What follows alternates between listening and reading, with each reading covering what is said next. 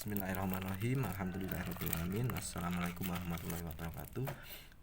Salam rahayu, salam budaya, Om Swastiastu, salam kebajikan. Mohon izin untuk para guru-guru, para mursyid untuk menyampaikan ilmu dinu tauhid, ilmu tentang kedamaian, ilmu tentang segalanya, ilmu tentang ketuhanan, ilmu tentang kedamaian, tentang keahatan. Yang mana ilmu ini bisa mengantarkan Anda mencari solusi dan menemukan problematika Anda selama ini dengan cara memahami, meyakini, menjalani. Nanti ada konsep di situ untuk kita lebih bisa meningkat ya, tingkat atau level kita di hadapan Tuhan Yang Maha Esa, bukan di hadapan makhluk. Karena sejatinya tunggal atau keesaan itu memang kita tujukan memang kepada Tuhan ya, bukan kepada makhluk. Kalau kepada makhluk itu memang kesatuan itu yang dimaksud kesatuan itu keamanan, keimanan, harus saling mengamankan, harus saling mengayomi, intinya gitu. Dan di sini tadi video sebelumnya kita bahas masalah bertauhid atau tauhid, atau ilmu sufi, ilmu tasawuf, ilmu filosof, ilmu tua, ilmu tauhid, yang mana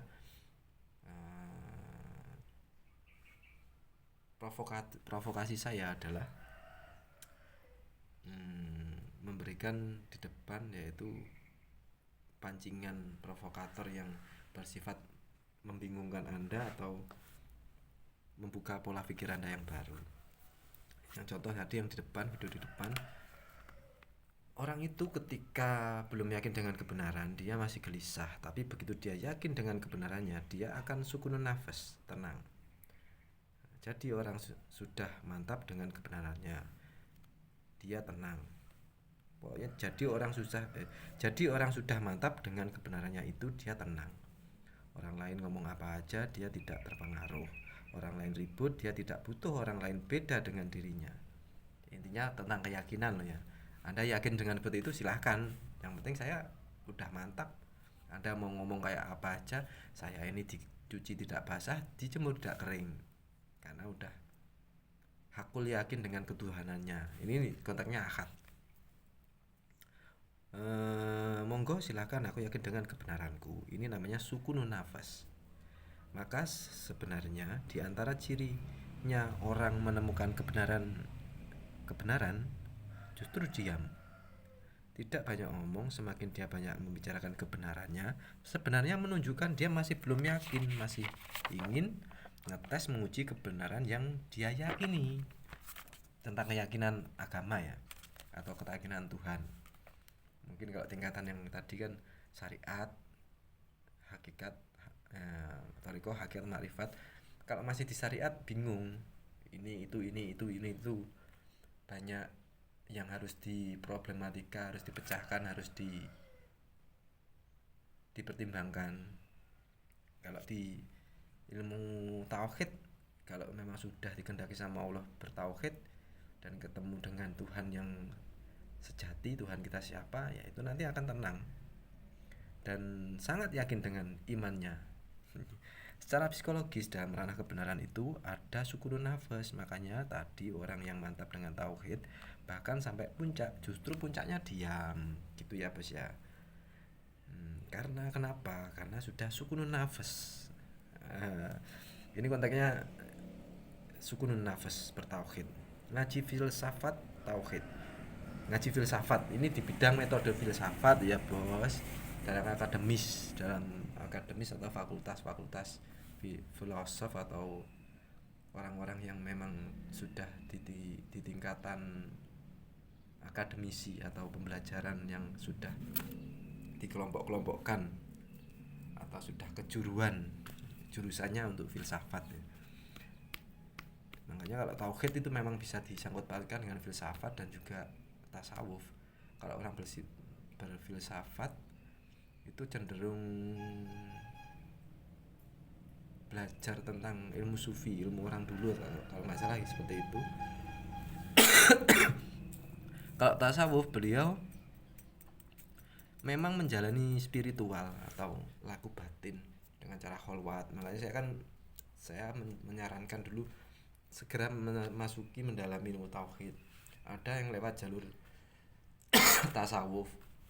Jadi memang bimbingan Al-Quran Qadim ini, alam semesta ini, semua tanda yang ada sekitar kita, kehidupan kita dari dulu sampai sekarang itu mungkin dilewatkan lewat tasawuf dengan Allah Subhanahu wa taala. Jadi bimbingannya lewat tasawuf. Kalau nggak salah seperti itu ya. Terus filosofi manifestasi implikasi. Ini nanti banyak masih 10% aja segini masih belum selesai nih. 1 2 3 4 5 6 7 8 9 10 mungkin. 10%-nya belum ada. Saya bacakan aja ya. Saya sambil belajar. Ini tadi kontennya keyakinan ya. Jadi keyakinan itu kalau kita sudah yakin benar akan tenang. Orang kalau masih belum tenang, ya masya Allah, naudzubillah min dzalik ya, kita mau kerja apa aja tidak nyaman, mau melangkah seperti apa masih ragu, masih terbayang-bayang, masih bayang mau nominal apakah mendapatkan hasil atau tidak, karena belum yakin. Kita punya masalah ini, bingung memecahkan masalah dengan teori-teori yang ada. Makanya kalau kita belum bertauhid atau kayak 3 masih meyakini diri kita mampu, diri kita bisa, atau langkah 3 kan menunjukkan kalau kita sudah bertauhid, kita sudah yakin dengan kebenaran, yakin dengan Allah Subhanahu wa taala. Segala sesuatu akan dibereskan semua dengan Allah Subhanahu wa taala, dengan caranya beliau sendiri. Kita tidak bisa apa-apa, kita boneka, kita robot, kita wayang, sutradara di belakang, dan juga remote control juga bukan punya kita, gitu ya mas. Makanya manifestasi itu nanti sangkut pautnya dengan apa ya sudah dikendaki Allah Subhanahu wa taala seperti itu. Intinya nanti seperti itu. La haula wala quwata illa billahil aliyil azim. Tidak ada kuasa, daya dan upaya kecuali Allah Subhanahu wa taala yang mengendaki dan memberikan energi dan memberikan kekuatan kepada semuanya ini. Manifestasi Tuhan itu ya mungkin bahasa gampangnya perumpamaan, persamaan, atau bukan persamaan, nggak bisa disamakan, tapi kan repot ya.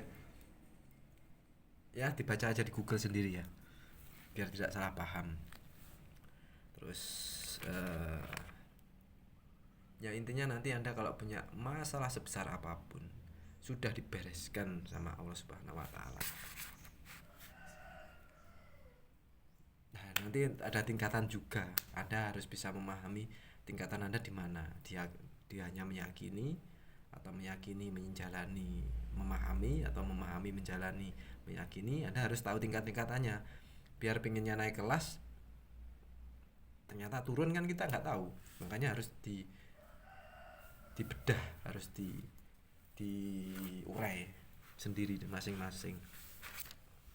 Contoh ini, implikasi adalah akibat yang terjadi karena sesuatu hal. Ya itu nanti aja biar lebih kita dapatnya materi lebih banyak ya. Mengetahui kebenaran itu mudah, yang sulit itu adalah menjadi benar. Contoh kan, mengetahui kebenaran itu mudah, yang sulit itu adalah menjadi benar. Contoh, agama tidak pernah salah, yang salah itu yang beragama atau personalnya. Kan ini kata-kata saya kan juga benar, tapi kan mengetahuinya gampang, tapi menjadi orang benar itu yang susah. Penerapannya yang dijalaninya perilakunya. Penerapannya itu yang dijalani dengan cara menjalani dan perilakunya. Jadi kalau mau jadi orang benar ya harus dijalani dan dengan cara perilakunya yang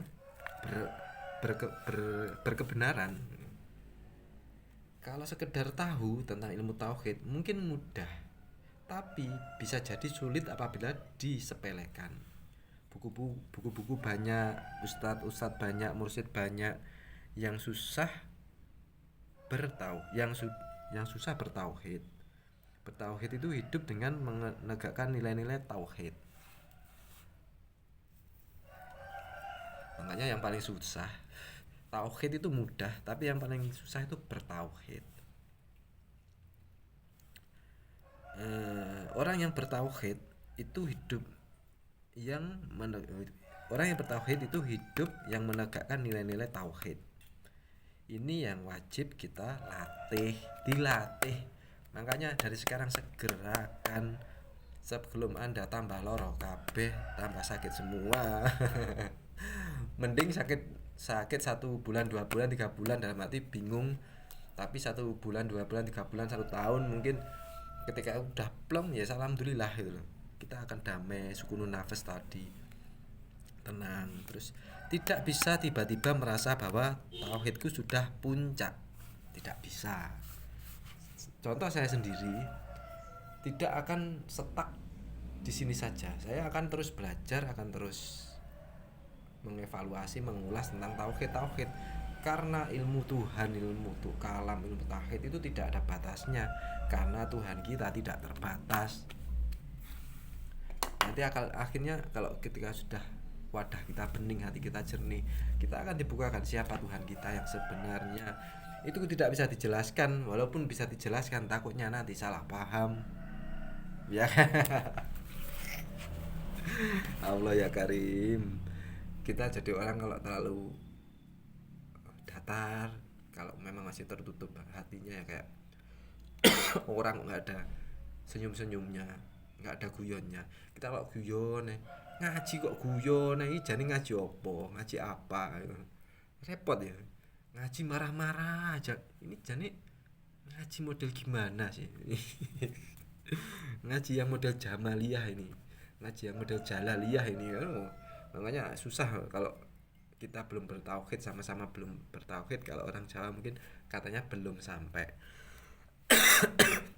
Tapi ya kita harus tahu tidak bisa tiba-tiba merasa bahwa tauhidku sudah puncak, tidak bisa. Karena terus nanti sampai ila yaumil kiamah, sampai nanti kita bisa likok dengan Tuhan yang Maha Kuasa, menyatu dengan Tuhan.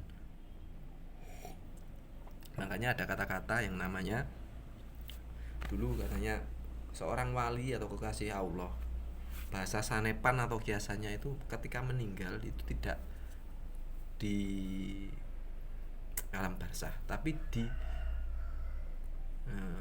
ning telenge atau ning tengelenge manuk ning surga. Jadi sudah di surga sana, tidak di mana itu namanya alam barzah. Dan ada lagi yang bilang kita di dunia ini kalau orang belum bertauhid, kalau orang yang sudah bertauhid itu seperti telur. Dunia ini seperti telur yang belum menetas.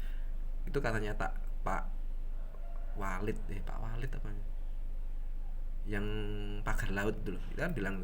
Tapi ketika dia sudah meninggal atau sudah meninggal dunia, dia itu menetas dunia kan tambah lebar, nggak karu-karuan lebarnya. Padahal dunia itu cuma di telur, dalam telur itu maksudnya 14 menit ya ini. Tapi aplikasinya langsung atau praktek. Maaf. Jadi merasa tauhidku sudah puncak tanpa aplikasi langsung atau praktek. Jadi ketika orang bilang tiba-tiba merasa bahwa tauhidnya sudah puncak tanpa aplikasi langsung atau praktek, itu namanya orangnya masih belum benar. Karena orang yang belum bertauhid dan orang yang masih belum menegakkan nilai-nilai tauhid. Nah, di situ loh, Bos. Tauhid itu apa? Nanti ada, masih saya belum selesai juga menulis ini. Bukunya mungkin harusnya buku tebal, bukan buku kayak gini. Enggak apa-apa. Tapi ada step-stepnya atau tahapannya atau langkah yang kita harus pahami, kita harus paham. Kalau masih ada pikiran, wah besok pentol saya gimana ya, besok dagangan saya gimana, besok anak istri makan apa, besok enaknya kemana, besok dagangan harus di gimana, kan itu susah memahami segala sesuatu. Klasifikasi tahapan bertauhid. Untuk evaluasi diri, tahapan mana yang sudah dan sedang kita alami. Nanti maksudnya ada tingkat-tingkatannya untuk mendekat, atau tingkatan kita sebenarnya sudah sampai mana ya. Makanya di Sirul Asro juga ada Su'aul Basiroh, Hakul Basiroh, Ainul Basiroh. Ini makanya sangat cocok, cocok loginya sangat cocok kalau kita bertauhid dengan lewat jalur agama dan lewat jalur filsafat. Sejauh ini rata-rata kita merasa sebagai muslim sudah bertauhid, atau kita ini sebagai muslim selalu merasa sudah bertauhid. Sejauh ini rata-rata kita merasa sebagai muslim sudah bertauhid. Kita merasa sudah bertauhid. Oh iya, saya sudah tahu bismillah artinya ini, Ar-Rahman itu ini, Ar-Rahim ini. Oh, sifat-sifatnya wujud kita mbakok. Tapi kalau belum menjalani praktek, tiba-tiba bertauhid tidak bisa. Itu karena udah bimbingan Tuhan langsung. Maksudnya di situ ini, kita ini sebagai muslim selalu merasa sudah bertauhid. Metodenya ada 6. Meyakini, memahami, meyakini, menjalani, meyakini, memahami, menjalani, meyakini, menjalani, memahami, meyakini, menjalani. Ini yang kedua nanti itu ya bos. Yang ketiga, makanya ya ini memorinya juga penuh paling, tapi nggak apa-apa, pelan-pelan ya bos. Terima kasih banyak, biar semua kita segera tahu siapa Tuhan kita, segera akan memantapkan diri Anda untuk bertauhid, untuk menjalani ilmu dinu tauhid yang benar dan yang mantap dan tenang, sukunan nafas tadi. Saya bingung menjelaskannya. Udah segitu dulu ya bos, saya mau bantu orang tua dulu. Wassalamualaikum warahmatullahi wabarakatuh.